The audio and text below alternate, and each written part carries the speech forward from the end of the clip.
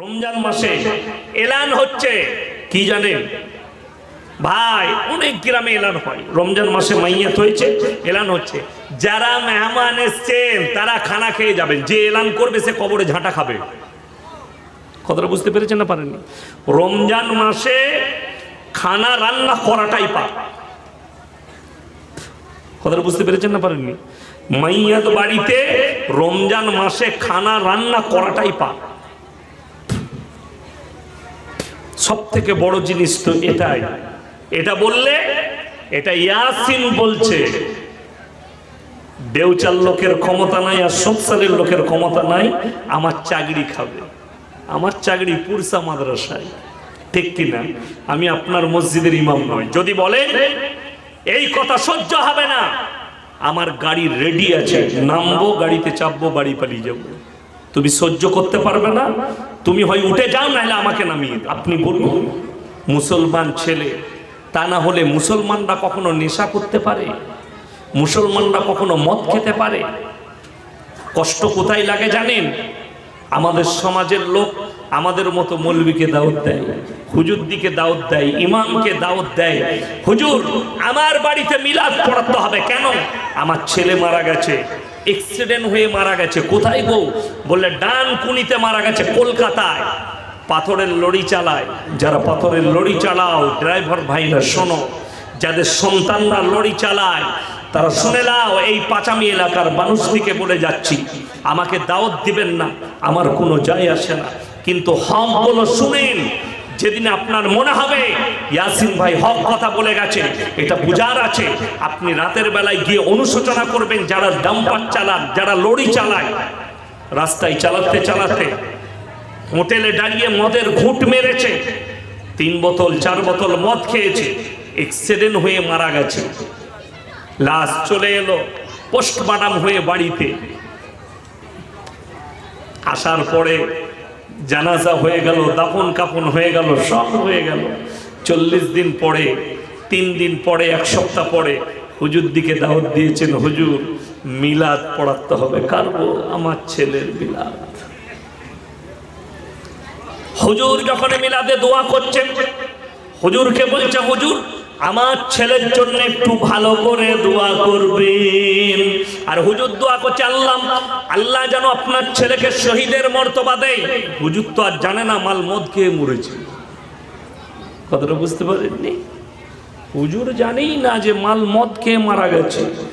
মাতালের জন্য শহীদের দরজা যদি হয়, গাঁজাখোর চিরজীবন গাঁজার ওপরে আর মদ আর আফিংয়ের ওপরে, নেশার ওপরে জীবন কাটিয়েছে, তার লেগে যদি দোয়া করতে হয় জান্নাতে যাওয়া, তার লেগে যদি দোয়া করতে হয় যেন জান্নাতে প্রবেশ করে, হযরতে নূহ নবীর সন্তান কি ভুল করেছিল?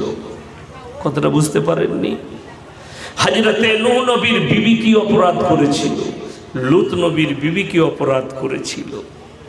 আল্লাহ নিষেধ করেছেন নূহ নবীকে, দোয়া করতে পাবে না, আমার নবীকে মানেনি, আমার দ্বীনকে মানেনি, তুমি তার জন্য দোয়া করো না। আল্লাহ নবী সাল্লাল্লাহু আলাইহি সাল্লামের কাছে কোরআনের আয়াত এসেছে, যারাবাল্লাহু মাতালাল লিল্লাযীনা কাফারু ইমরাআতা নূহ ওয়া ইমরাআতা লূত কানাতা তাহতা আবদাইনি মিন ইবাদিনা সালিহাইনি ফাকানাতাহুমা ফালাম ইউগনি আনহুমা মিনাল্লাহি শাইআ। হে আমার বিশ্ব নবী, পৃথিবীর মানুষকে বলো, গোটা বিশ্বের মানুষকে শুনিয়ে দাও, তোমার উম্মত উম্মতিকে শোনাও, দুজন পয়গম্বর নূহ নবী আর লূত নবী, দুজনের বিবিকে জাহান্নামে দেব, তারা নবী হওয়ার পরও আটকাতে পারবে না। কেন? নবীকে মানেনি, আল্লাহকে মানেনি। আপনার সন্তান, আপনার পরিবার, আপনার গ্রামের ছেলে সারা জীবন সে নেশায় জীবন কাটিয়েছে, মদের ভাটিতে কাটিয়েছে, গাঁজার ভাটিতে কাটিয়েছে, নেশার আসরে আফিম খেয়েছে, সারা জীবনটা নেশায় কাটিয়েছে, জীবনে মসজিদে প্রবেশ করেনি, আল্লাহ আল্লাহ রসুলের কথা শুনেনি, কখনো জীবনে নামাজে মুখ দেয়নি, কখনো কালমা পড়েনি, তার লেগে কোন উদ্দেশ্যে আমাদের মতো মৌলবীকে ডেকে পয়সা দিয়ে আপনি বলছেন দোয়া করে পার করাবেন? কখনো নাই। আমরা দোয়া করলে কি দোয়া করি জানেন? আল্লাহ মুমিনিন মুমিনাত মুসলিমিন মুসলিমাত, যারা মুমিন হবে তারা আল্লাহ জান্নাতে যায়, যারা মুমিনা হবে তারা জান্নাতে যায়। আমরা এই দোয়া করি, কোনদিন এই দোয়া করব না আল্লাহ গাঁজাখোরকে জান্নাতে দাও, আল্লাহ মাতালকে জান্নাতে দাও। শুনেলেন, কবরবাসীর জন্য দোয়া হয়। অনেক আমাদের দেশে গ্রাম আছে, হাওড়া, হুগলি, 24 পরগনায়, হুজুর আমাদের গ্রামে কবরবাসীর জন্য ইসালে সওয়াব। কিন্তু আমাকে যদি দোয়া করতে বলে, আমি খালি দোয়া করব, আল্লাহ এই কবরস্থানে যত মুমিন মুমিনা মুসলিমিন মুসলিমা শুয়ে আছে তাদেরকে জান্নাতি করো। কখনো আমি বলবো না আল্লাহ যত সবাই আছে জান্নাতে দিয়ে দাও। সেখানে তো নাস্তিক মালু থাকতে পারে, পারে না? পারে না। আমাদের সমাজে নাস্তিক থাক, চিরজীবন আল্লাহকে বিশ্বাস করেনি, রসুলকে বিশ্বাস করেনি, কিন্তু মুসলমান ঘরে বসবাস করেছে, বলছে হুজুর জানাজা পড়াতে হবে। যে ইমাম বলবে জানাজা পড়াবো না গ্রামের, আরে মসজিদের সেক্রেটারি বলবে চলে যাও। আমি নাম করব না, বীরভূমেরই ইমাম আমাদের বর্ধমানে ছিল বেচারা।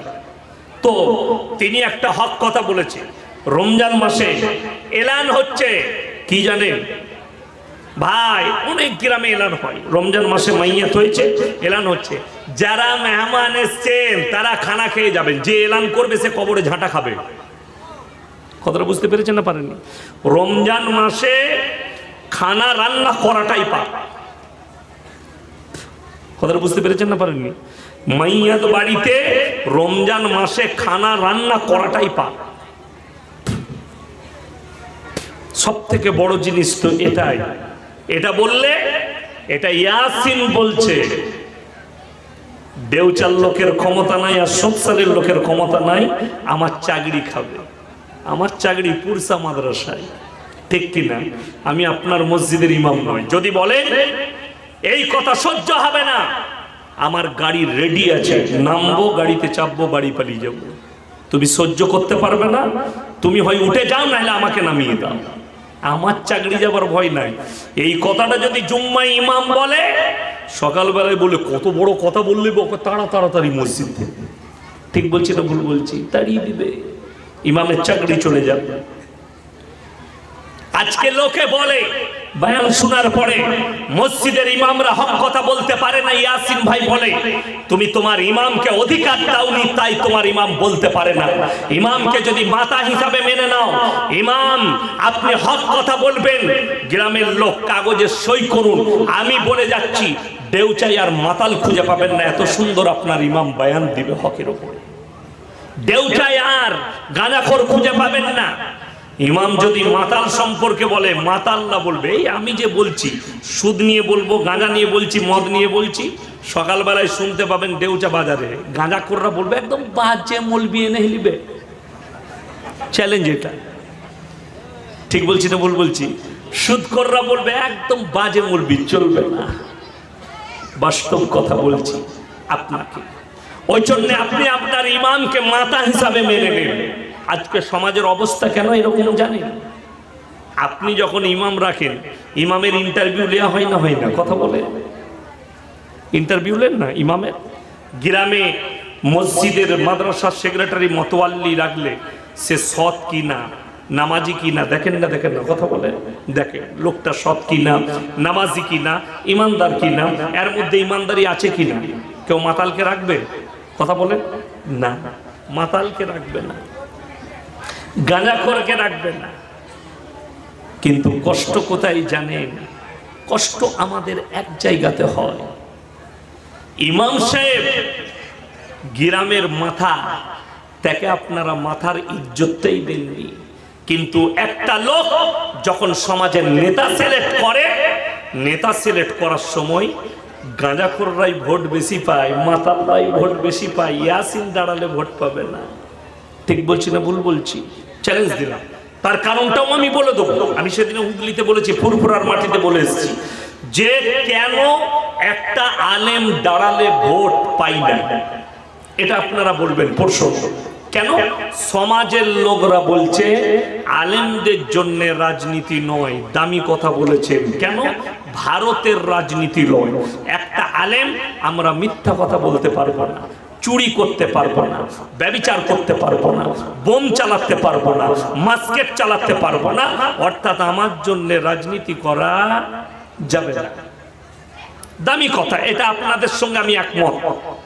আপনাদের কাছে মাদ্রাসার লেগে টাকা চাইলে আপনারা দেন, মসজিদের লেগে টাকা চাইলে দেন, কিন্তু একটা আলেম যখন ভোট চায় তখন কিন্তু তাকে কেউ ভোট দিবে না।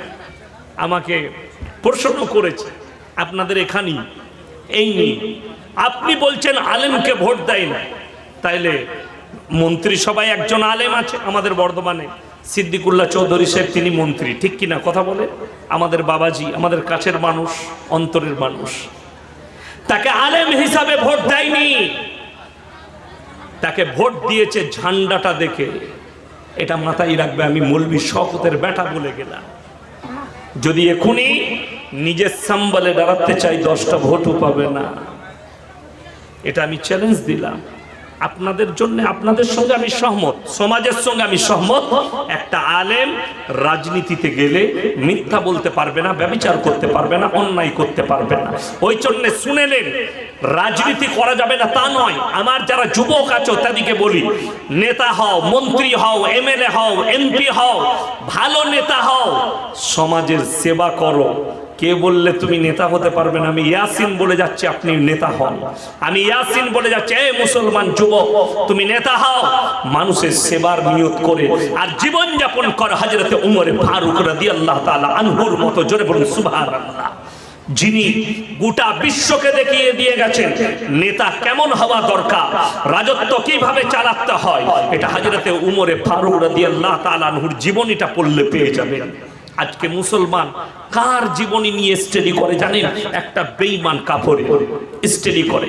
আর তা না হলে মুসলমান এটা কখনো বলতে পারতো না যে পশ্চিমী দুনিয়ার দিকে তাকাও, এই মৌলবি কটার দিকে তাকান যারা টুপি লাগিয়ে দাড়ি লাগিয়ে এই মাদ্রাসায় কোরআন হাদিসের তালিম দিচ্ছে, এদের কোনো মূল্য নাই। এরা কি জানে? এরা খালি নামাজ, রোজা, কোরআন আর হাদিস এইসবের তালিম দিচ্ছে। আজকে বলে দিই, আল্লাহর কসম করে বলে যাচ্ছে, গোটা বিশ্বের যতগুলো বৈজ্ঞানিক উন্নতি লাভ করেছে তারা বিশ্বের কোন জায়গার প্রতিষ্ঠান থেকে, কোন কিতাব থেকে নয়। তারা যতগুলো এডুকেশন নিয়েছে, পৃথিবীর যতগুলো কিছু খুঁজে পেয়েছে, সব আল্লাহর কালাম কোরআন থেকে পেয়েছে। জোরে বলুন সুবহানাল্লাহ। অন্য কোনো কিতাব থেকে নয়। সূর্য খুঁজে পেয়েছে কোরআন থেকে, চন্দ্র খুঁজে পেয়েছে কোরআন থেকে, নক্ষত্র খুঁজে পেয়েছে কোরআন থেকে, পৃথিবীর যত বড় মঙ্গল, বুধ, প্লুটো যা কিছু খুঁজে পেয়েছে কোরআন থেকে খুঁজে পেয়েছে। কোরআন কেমন কিতাব, আল্লাহর কসম, গোটা পৃথিবীর বায়োডাটাটা আল্লাহ কোরআনের ভেতরে ভরে দিয়েছেন। জোরে বলুন সুবহানাল্লাহ। আর আপনাদেরকে হুঙ্কার দিয়ে বলে যাই, ভয় খাবেন না। পৃথিবীর কাকে ভয় খাচ্ছেন? আজ থেকে নিয়ত করুন, আমরা আল্লাহকে ছাড়া কেউকে ভয় খাবো না। জোরে বলুন ইনশাআল্লাহুল আযীম। একমাত্র রিসপেক্ট করুন, আপনার বাবাকে আপনি সম্মান করুন। যারা মনে করেন বাপকে ভয় খেতে হয় না, ভয় নয়, রিসপেক্ট, সম্মান। ভয় একমাত্র আল্লাহকে খাওয়া যায়।